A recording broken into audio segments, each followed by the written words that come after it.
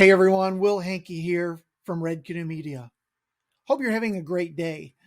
I've had some people bring up the topic to me about ADA compliance, or the American Disabilities Act compliance for websites.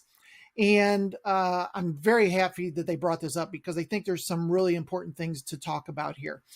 Every website online needs to have certain things in place so that a disabled person can still get through the website. The website functions for them at whatever level they need it to work at, and they can still get the information at the end of the day, right? So the ADA has set out some compliance things that you need to have in place in order to make sure that your site is compliant. Now, in the last 6 months, year or so, some companies have been sued for millions of dollars around the fact that they were not ADA compliant.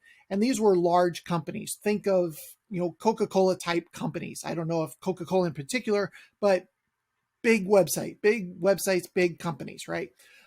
They've been sued and have been successfully sued as well for not having sites that are compliant. So I reached out to a friend who works on websites specifically for the ADA piece of this. And in that conversation, some of the things that we found out is that getting a website 100% ADA compliant, not an easy task. Takes a ton of work, a ton of things that need to be done. From a WordPress standpoint, there are some plugins that you can get that make it pretty compliant, right off the bat. Install the plugin. Maybe it's a paid plugin for, $50 or something like that. And then suddenly your site is more compliant than it was. Probably not going to score a 100 on the compliance scale, but better than maybe it is now, right? So the idea is not necessarily to get it to 100, but to make a reasonable effort to make sure that your website is compliant. When I kind of pressed him about this, I said, what? Okay, there's scores. What kind of score do people need to get to in order to make it seem like they made a reasonable effort to get there? After some back and forth, he came and said probably 80%. If your website scores an 80, that's probably the low end, the bar for showing that your website, the effort has been made to make it ADA compliant. So I did want to share a tool with you. It's webaccessibility.com. And what you can do is go here and plug in a website. In this case, I put in one of our clients, Gala Designs in Jacksonville, Florida.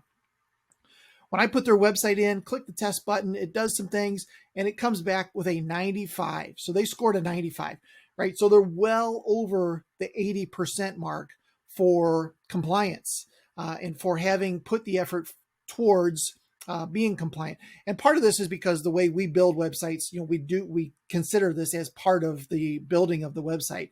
So it makes sense that, that we've built this from scratch.